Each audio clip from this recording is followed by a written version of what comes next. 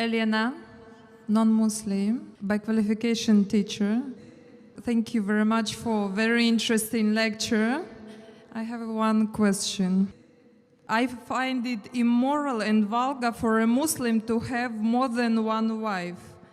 What do you think about this? Actually, I know the roots of this, but I want to know your opinion about this. And I think if our religions, Christianity and Islam unites, I think that Muslims should have one wife. Sisters asked a very good question, very common question, very important question. She asked that she thinks, according to her, it is immoral for a Muslim to have more than one wife. And she's requesting me that if Christians and Muslims unite on this point, it will be very good. That's what I want to do. But we unite on what is the truth, not what is falsehood. Quran, sister, is the only religious scripture on the face of the earth which says marry only one. There is no scripture on the face of the earth. You read the Bible, you read the Ramayana, you read the Mahabharata, you read the Veda. No scripture except the Quran says marry only one. If you read the Hindu scriptures, Ramayana, the father of Sri Ram, King Dashrath, he had more than one wife. If you read Mahabharata, Sri Krishna, how many wives he had? 4, 10,000. He had 16,108 wives. If you read the Bible, Solomon had 700 wives. According to the Bible, Abraham had 3 wives. So according to the Bible, according to Judaism and Christianity, a man can have as many wives as he pleases. 4, 5, 10,000, no upper limit. Islam has put an upper limit. Quran says in Surah Nisa, chapter number 4, verse number 3, marry women of your choice in 2s, 3s or 4s. But if you can't do justice, marry only one. So according to Hinduism, according to Christianity, you can marry as many wives as you wish. 1, 5, 10, 20,000, 10,000, no upper limit. Islam says, marry women of your choice in 2s, 3s or 4s, but if you can't do justice, marry only one. So Islam says you can marry more than one only if you can do justice, otherwise you can't. And even if you can do justice, maximum 4. Now let's analyze what Quran says. Quran says in Surah Nisa, chapter 4, verse 129, it is difficult to be just between your wives, therefore do not turn away from them altogether. So many people have a misconception that in Islam, it is compulsory to have 4 wives. It's not compulsory to marry more than one wife, sister, is optional. It's mubah. But if you marry more than one wife, and if you can't do justice, then you have a problem. Now let us understand what are the logical reasons, sister. I'll give the logical reasons, and then if you want, you can counter question. The logical reason why Islam gives permission for some people to have more than one wife. Now, by nature, if you analyze, male and female are born in equal proportion. But you ask any pediatrician, any medical doctor of the children, he will tell you that the female child can fight the germs and the diseases much better than the male child. So there are more male children dying as compared to female children. As life goes on, there is death due to cigarette smoking, death due to various other diseases, death due to alcoholism, death due to war, death due to accidents. There are more males dying as compared to female. Today in the world system, if you analyze, there are more females in the world as compared to males. There are more women as compared to men. Except in a few third world countries like India, where I come from, the female population is less than the male population. It is because of female feticide and female infanticide. If you stop this evil practice of female feticide and female infanticide, even in India, the population of the females will outnumber the male population. Today, according to statistics, in New York alone, there are more than 1 million females more than males. In USA alone, there are 7.8 million females more than males. In Germany alone, there are 5 million females more than males. In UK alone, there are 4 million females more than males. In Russia alone, there are 9 million females more than males. And God alone knows how many millions of females are more than males throughout the world. Suppose I agree with you hypothetically that one man should marry only one woman. And if my sister happens to live in America, and if the market is saturated, or if your sister happens to live in America, and if the market is saturated, every man has found a woman for himself. Yet there will be 7.8 million females who will not find life partners.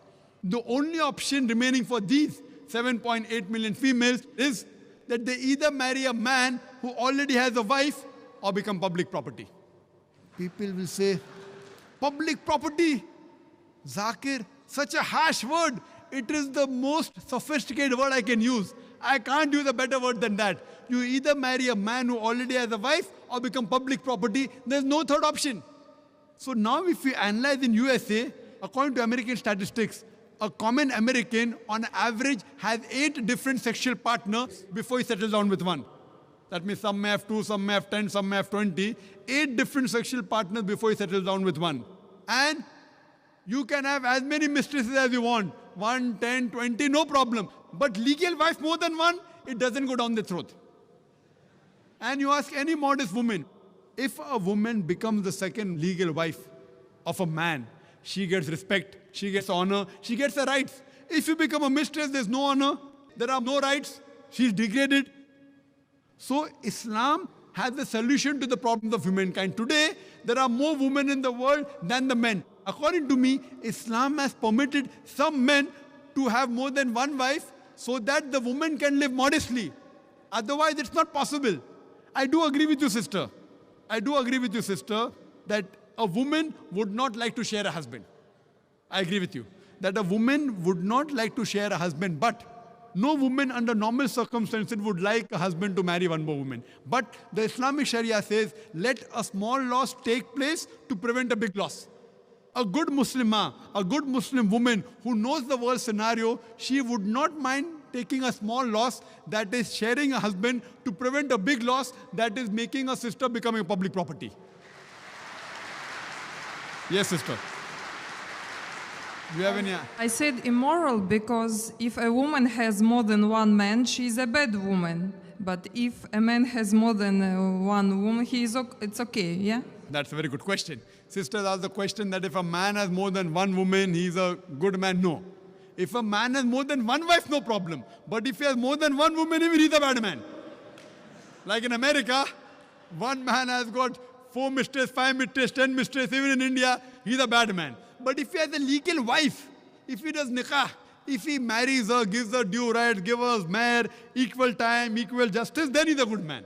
But now the counter question, why can't a woman have more than one husband, correct? Is that your question? Is your question that why can't a woman have more than one? I was thinking that in case if female population increases and male population decreases, so female can have 2 or 3 husbands. That's a very good question. You have the hypothetical question. But Almighty God, who's our creator, He knows better than you and me. He's our creator. And the reason, because God has made the woman a stronger sex. She is medically more stronger than the man. You know that? I'm a medical doctor, sister. Medically, a woman can live for longer years than a man. We think the man is strong. Physically, man is strong. But medically, the woman is stronger. She lives longer. Her longevity, the average span of a woman is few years more than a man. There are less deaths in the pediatric age group. And regarding your main question, that Islam allows polygyny, a man to have more than one wife, but does not allow polyandry, that is a woman to have more than one husband. Why? The reason is that if a man has more than one wife, and if a child is born, you can easily identify who is the father and who is the mother. But if a woman has more than one husband, and if the child is born, you can identify the mother, but you can't identify the father.